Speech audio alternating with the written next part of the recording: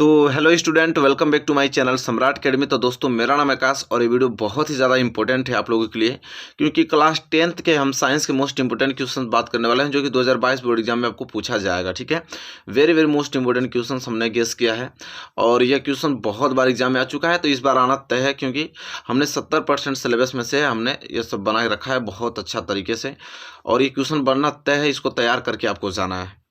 ठीक है, अगर अच्छा मार्क्स लाना चाहते हैं, क्योंकि हम भी चाहते हैं बहुत ही ज़्यादा आप अच्छा मार्क्स लाएं, हमारे चैनल का नाम रोशन करें, इसलिए हम बहुत ही ज़्यादा मोस्ट इंपोर्टेंट क्वेश्चन दे रहे हैं कि मैं जो पढ़ाऊँ, जो मैं आप लोगों को क्वेश्चन बताऊँ, वो क्वेश्चन ही आपके एग्जाम में आए और बेहतर अंक आप प्राप्त कर पाएँ। तो चलिए क्वेश्चन में पहला ही स्टार्ट करते हैं। अभी तक चैनल पर नया है तो चैनल को सब्सक्राइब करके बेल आइकन को प्रेस कर लीजिए। पहला प्रश्न है कि आनुवंशिकता से आप क्या समझते हैं? इसके जन्मदाता कौन थे? इसकी विशेषताओं का उल्लेख कीजिए। देखिए, प्रश्न बहुत ही ज़्यादा इंपॉर्टेंट है कि आनुवंशिकता से आप क्या समझते हैं। आप जानने वाले कि आनुवंशिकता क्या होता है, इनके जन्मदाता कौन है और इसकी विशेषता का भी उल्लेख करना है। ठीक है, बहुत ही सिंपल तरीके से बताऊंगा। जितना पॉइंट, छोटा से छोटा पॉइंट लिखने की कोशिश किया हूँ कि छोटा से छोटा पॉइंट्स में ही आप एग्जामिनर को संतुष्ट कर पाएँ। तो हेडिंग आपको डालना आनुवंशिकता या वंशागति। वो अनुवंशिकता को ही हम वंशागति भी कहते हैं। ठीक है, तो कन्फ्यूज मत होइएगा, अनुवंशिकता या वंशागति। चलिए देखिए, इस प्रश्न को नोट कीजिए, बहुत ज़्यादा बड़ा नहीं है, बहुत सारे तरीके से हमने लिखा है। वे लक्षण जो जनक से संतानों में पीढ़ी दर पहुंचते हैं। कह रहा है कि वे लक्षण जो जनक से संतानों में पीढ़ी दर पीढ़ी पहुंचते हैं। जैसे कोई एक ऐसा लक्षण जैसे हमारे माँ बाप में है, फिर वो हमारे में आ गया। जैसे कोई लक्षण दादा में था, दादा के बाद हमारे माँ बाप में आया, माँ बाप के बाद हमारे में वो लक्षण आ गया। ठीक है, सेम गुण, उसी को भाई हम कहते हैं आनुवंशिकता। वे लक्षण जो जनक से संतानों में पीढ़ी दर क्या होता है, पहुंचता है, वो कौन सा लक्षण कहलाता है? आनुवंशिक लक्षण कहलाता है। क्या कहलाता है? आनुवंशिक लक्षण कहलाता है, उसे आनुवंशिक लक्षण बोलते हैं। ठीक है, और इन लक्षणों की वंशागति को आनुवंशिकता कहते हैं। देखिए, इन लक्षणों की जो वंशागति है उसको ही हम क्या कहते हैं? आनुवंशिकता कहते हैं। बहुत ही, देखिए कितना कमाल की बात है। वे लक्षण जो जनक से संतानों में पीढ़ी दर पहुंचते हैं उसे आनुवंशिक लक्षण कहलाते हैं, और इन लक्षणों की वंशागति को ही हम आनुवंशिकता कहते हैं।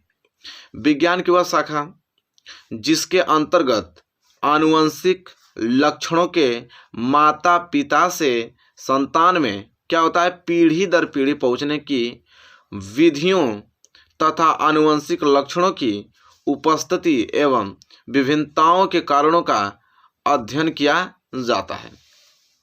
ठीक है, अध्ययन किया जाता है, आनुवंशिकीय कहलाता है। देखिए, बहुत अच्छे तरीके से हमने लिखा है। इसके बाद कौन खोज किए थे? तो ग्रेगर जॉन मेंडल। ठीक है, वेरी मोस्ट इंपोर्टेंट, इसको जरूर से लिखिएगा। ग्रेगर जॉन मेंडल को आनुवंशिकता का क्या कहता है? जनक कहा जाता है। ग्रेगर जॉन मेंडल को आनुवंशिकता का जनक कहा जाता है।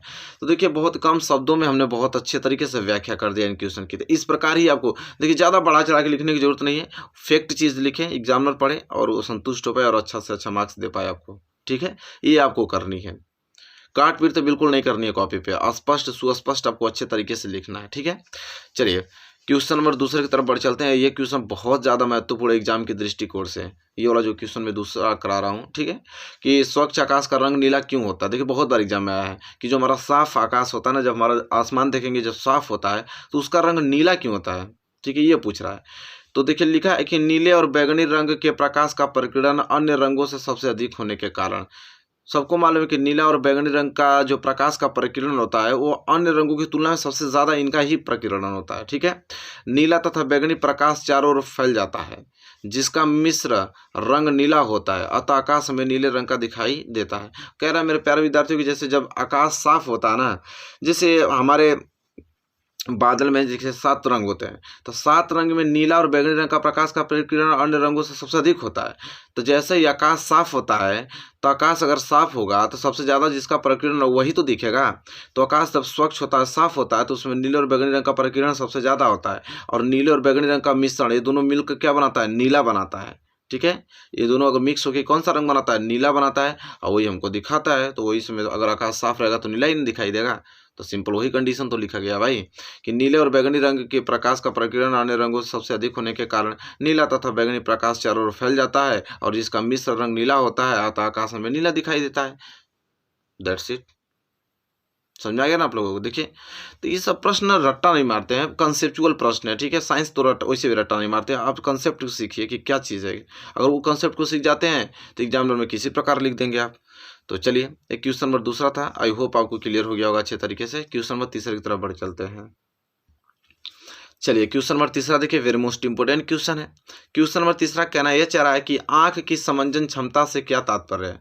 जो हमारा आंख की समंजन क्षमता है उससे क्या तात्पर्य है, बहुत मोस्ट इंपोर्टेंट क्वेश्चन है, एग्जाम के दृष्टिकोण से बहुत बार आता है कि आंख की समंजन क्षमता से क्या तात्पर्य है। तो चलिए देखते हैं कि आंख की समंजन क्षमता से क्या तात्पर्य है। निकट स्थित वस्तुओं का रेटिना पर स्पष्ट प्रतिबिंब बनाने हेतु नेत्र लेंस की फोकस दूरी को आवश्यकता अनुसार परिवर्तित कर लेने की क्षमता को नेत्र की समंजन क्षमता कहते हैं। देखिए बहुत ही कितना कमाल की बात क्या है, कह रहा है कि निकट स्थित वस्तु को रेटिना पर स्पष्ट प्रतिबिंब बनाने हेतु नेत्र लेंस की फोकस दूरी को आवश्यकता अनुसार परिवर्तित कर लेने की क्षमता को नेत्र की समंजन क्षमता कहते हैं।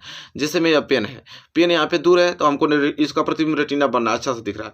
पेन जैसे ही मेरे नज़दीक आएगा तो नज़दीक जितना भी आएगा ना तो मेरा जो आँख की क्षमता है इसको परिवर्तित करके और स्पष्ट रूप से इसका प्रतिबिंब हमारे रेटिना पर बनाएगी।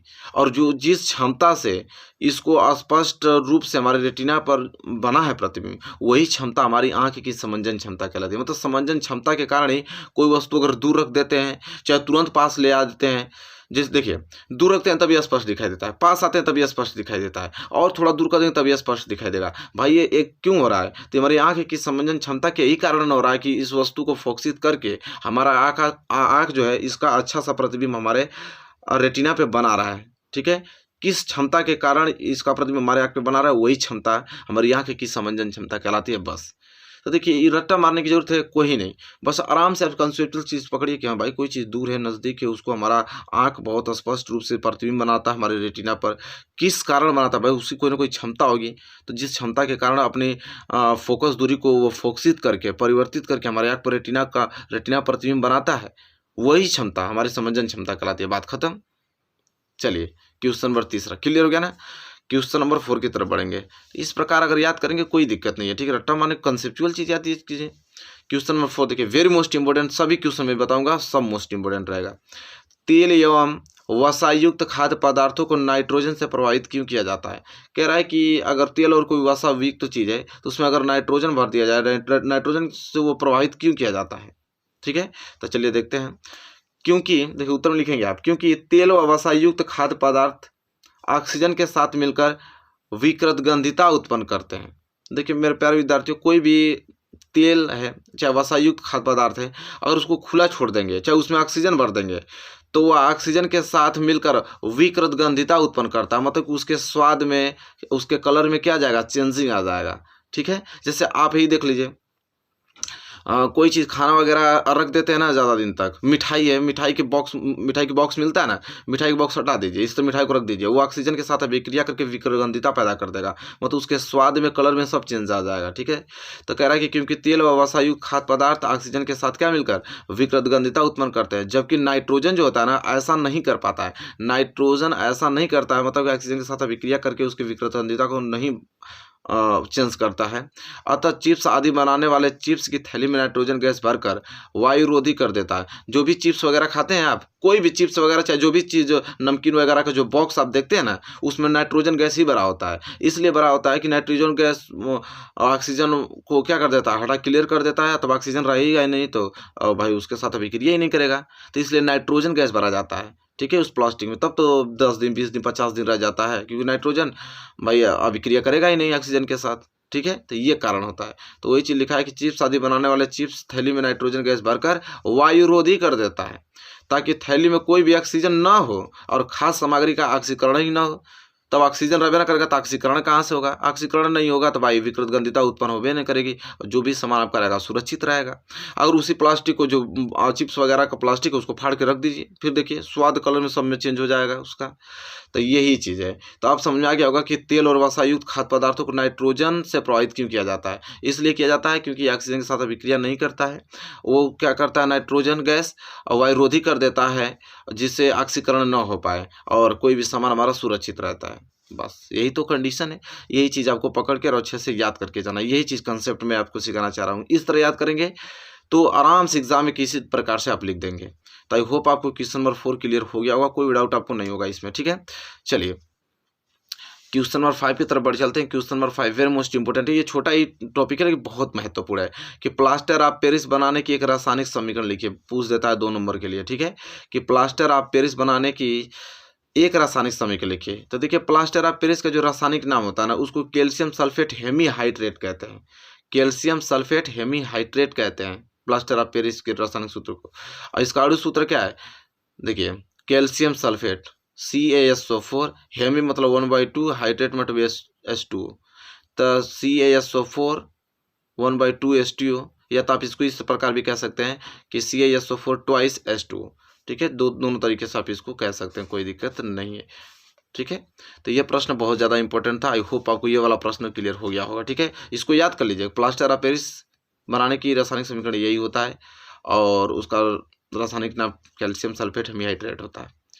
तो देखिए ज़्यादा तो इस वीडियो में बहुत ज़्यादा लॉन्ग नहीं है, लेकिन हमने मोस्ट इंपोर्टेंट क्वेश्चन मतलब 4 5 6 बताइए, लेकिन मस्त बताइए कि मतलब बोर्ड एग्जाम में आ जाए, फालतू की चीज़ें नहीं, ठीक है। तो आप देख पा रहे हैं मैंने मोस्ट इंपोर्टेंट क्वेश्चन इस वीडियो में चूज़ किया है। हर एक वीडियो आती है हमारी, डेली आती है, ठीक है, उसमें हर एक सब्जेक्ट की मोस्ट इंपोर्टेंट क्वेश्चन मिलता है, ठीक है, ताकि एग्जाम में वो क्वेश्चन फंसे और आप बेहतर अंक प्राप्त कर पाए। तो मेरे प्यारे विद्यार्थियों, वीडियो कैसा लगा बताइए, वीडियो अच्छा लगा तो प्लीज़ लाइक कीजिए और चैनल पर नया है तो चैनल को सब्सक्राइब करके बेल आइकन को प्रेस कर लीजिए। मिलेंगे एक प्यारे से नेक्स्ट वीडियो में, तब तक के लिए धन्यवाद।